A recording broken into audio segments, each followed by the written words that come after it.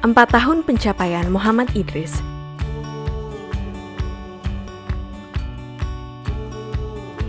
Sebagai wali kota Depok periode 2016 hingga 2020, Muhammad Idris mengusung visi menjadikan kota Depok yang unggul, nyaman, dan religius.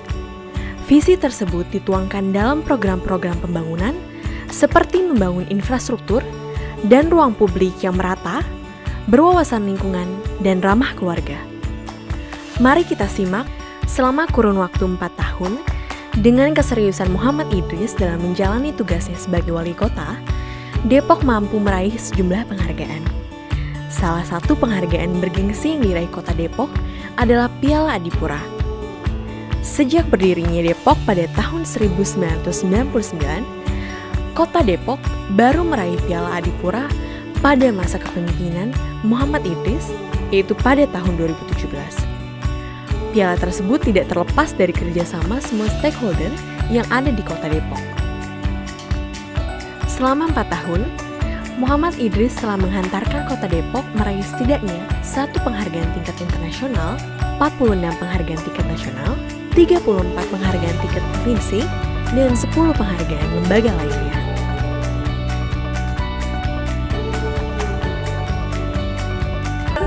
Tempat anak muda berkreasi, Pak Idris silakan.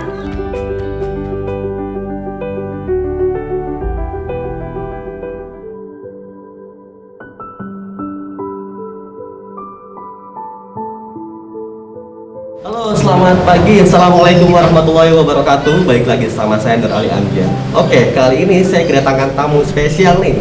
Beliau adalah seorang tokoh yang amat penting di kota Depok. Beliau tokoh yang dapat merubah kota Depok menjadi lebih baik. Dipegang beliau ini, banyak banget penghargaan yang diterima oleh kota Depok. Contohnya kayak, kota Depok itu menerima penghargaan 1 tingkat internasional, 47 tingkat nasional, ada 34 tingkat provinsi, dan 10 lembaga lainnya. Yang paling menarik adalah 1 penghargaan tingkat Adipura itu di tahun 2017. Boleh Bapak Muhammad Idris dijelaskan bagaimana kota Depok bisa menerima penghargaan Adipura itu? Ya, terima kasih. 2017 memang kota Depok sempat dilirik oleh pemerintah pusat sebagai salah satu kota yang menjalankan ketentuan-ketentuan penilaian Adipura. Waktu itu memang nilainya masih sekitar 73 dengan kriteria tertentu ya, berbagai kriteria. Nah, ketika itu kota Depok mendapat nilai 73,6 kalau tidak salah. Nah, sehingga kota Depok mendapatkan penghargaan sesuai dengan nilai dan ketentuannya. Yang memang sebelumnya juga sudah sempat wawancara sebelum mendapatkan Adipura itu, wali kotanya ini benar-benar paham nggak tentang masalah kota bersih atau tidak dengan Adipura. Jadi juga tergantung dengan tes dari pemerintah pusat kepada kepala daerahnya seperti itu. Semenjak darinya kota Depok pada tahun 1999, baru pas tahun Bapak itu ya 2017, Bapak meraih penghargaan Adipura. Nah, yang pertanyaan kedua nih, saya mau nanya mengenai janji kampanye Bapak yang Bapak akan membuat 5.000 startup dan 1.000 perempuan pengusaha itu. Bisa tolong dijelaskan Pak seperti apa? Ya, kita sama-sama tahu, paham, bahkan merasakan bahwa dampak COVID-19 ini ada permasalahan meningkatnya pengangguran. Benar sekali. Karena memang banyak perusahaan-perusahaan, kantor-kantor juga yang mem-PHK pekerjanya, karyawannya karena ketidakberdayaan dari perusahaan ketika menghadapi COVID-19 seperti ini. Nah, dengan meningkatnya pengangguran, bahkan pihak BPS memprediksi bahwa tingkat pengangguran di Kota Depok ini bertambah sampai 2% di akhir tahun ini. Dari 6,80 sekian meningkat sampai hampir 9%. Ini membuat kita cemas bagaimana supaya Depok ini tetap roda perekonomiannya juga bagus, laju pertumbuhan ekonomi juga baik, meningkat, tidak minus lagi. Makanya kita punya ide gagasan untuk kita menciptakan ataupun mewujudkan pengusaha-pengusaha baru atau 5.000-an. 5.000 ini target kita karena kepala daerah ke depan ini bukan hanya 5 tahun tapi hanya 3,8 tahun. Mudah-mudahan sih 5 tahun ya dirubah undang-undangnya. Tapi kalau nggak dirubah undang-undangnya itu resiko. Nah, ini harus kita pertimbangkan juga. Nanti itu 5.000 startup baru ini ada 2 domain ya. Oh. 2 domain itu artinya benar-benar yang memang dia sebelumnya menganggur beneran gitu. Maksudnya nggak punya pekerjaan tapi dia punya bakat dan dia punya minat. Sebab nanti akan kita tes, kita verifikasi, jangan sampai dia punya bakat tapi nggak ada minat gitu. Benar sekali. Atau dia kepengen punya minat gitu, ambisius tapi dia nggak punya bakat gitu. Ini kan perlu kita rekayasa sosial bagaimana dia bisa menjadi seorang pengusaha. Ini satu. Domain yang kedua adalah pengusaha UMKM misalnya yang sudah berjalan baik, bagus tapi dia kekurangan modal. Itu akan kita lihat apa faktornya. Misalnya rata-rata faktornya adalah masalah distribusi, masalah marketing. Nah, marketing ini juga banyak persoalannya. Kenapa dia sampai anjlok dalam marketing? Nah, ternyata misalnya hanya sekedar pengemasan atau packagingnya gitu. Nah, ini akan kita lakukan pelatihan keterampilan seperti ini. Bahkan kita carikan modal nanti. Kalau kita sediakan modal, kita akan dampingi. Gitu. Targetnya bagi anak-anak yang memang tadinya nggak bekerja ataupun UMKM ini basisnya RW. Basisnya per RW nanti. Ketika RW misalnya Mas, siapa namanya Mas? Ali. Mas Ali misalnya di RW 01. Ini 011 ya. Iya. 011 itu misalnya. Ya, Mas Ali lah yang direkomendasi untuk tadi mengikuti pelatihan bla bla bla bla sampai ada modal sebagainya akan kita ikat. Kalau dananya dari APBD akan kita ikat Mas Ali kalau sudah berhasil sebagai entrepreneur startup baru. Nah, nanti Ali terikat dengan kerja-kerja di RW, jangan kabur gitu loh. Jadi Ali nanti akan kita minta menjadi duta entrepreneur di RW tersebut. Artinya tahun depan Ali dengan suksesnya dia harus transfer ilmunya, pengalamannya, kebolehannya, khususnya kepada teman-teman yang lain sehingga sistem stelsel entrepreneurship ini bisa berjalan gitu. Jadi nggak siksa sendirian.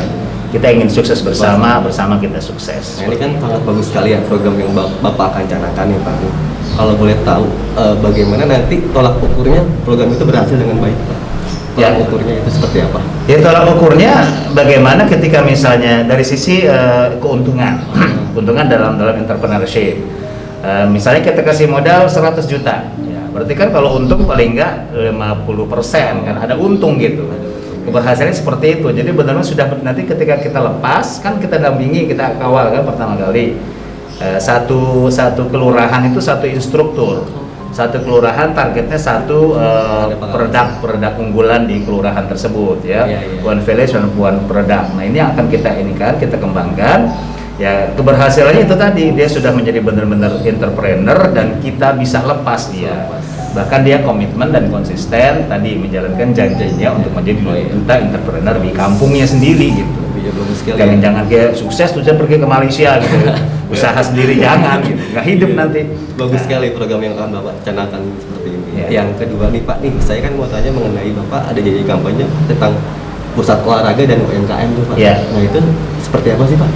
Ya, pusat olahraga UMKM tentunya nanti dalam RPJMD kita akan tentukan secara definitif. Kita akan melihat tadi perubahan undang-undang pemilu serentak. Kalau pemilu serentaknya tidak diubah sampai tahun 2024, ya nanti kita akan pusatkan misalnya pusat olahraga tidak per kecamatan, karena 3 tahun 8 bulan ini nggak mudah untuk setiap kecamatan. Kita ada 11 kecamatan loh, ya kan? Ini nggak mudah gitu. Ya, artinya nanti akan kita bisa bikin zona, misalnya zona barat, timur, atau kita tambah utara, selatan. Makanya kita tidak mengikat di janji kampanye ini dengan nominalnya. Tapi yang kita ikat kita akan punya pusat olahraga. Apakah kita bikin pusat olahraga di sekota Depok sehingga orang bisa semua memanfaatkan siapa saja, atau nanti per zona barat dan timur, selatan, utara dan sebagainya. Demikian juga pusat UMKM. Pusat UMKM ini akan kita lihat kemampuan dari si zona. Misalnya zona utara dia bukan kuliner tapi fashion. Yang Citayam ini akan kita kembangkan. Misalnya Cipayung itu akan kita kembangkan kerajinan fashion ini. Nah, ternyata di bagian barat ini rata-rata kuliner. Gitu. Ini kan beda-beda, sehingga nanti akan kita buat pusat UMKM tadi tergantung produknya. Kan yang paling tertinggi kuliner, lalu fashion, lalu IT. IT juga selalu biasa itu bisa dikembangkan. Ya, mungkin pertanyaan dari saya dan rekan-rekan itu aja Pak, dan semoga Bapak akan berkelanjutan. Amin. Mungkin Bapak akan kedepannya akan berubah Kota Depok menjadi lebih baik lagi. Terima kasih atas waktu dan itunya bisa ngobrol santai bersama kami. Buat teman-teman jangan lupa subscribe channel ini dan selamat pagi. Si mulia begini Mas. Oh, selamat pagi. Ya. Dia berada oke dengan peningkatan. Yo, iya. Ya. Assalamualaikum. Waalaikumsalam.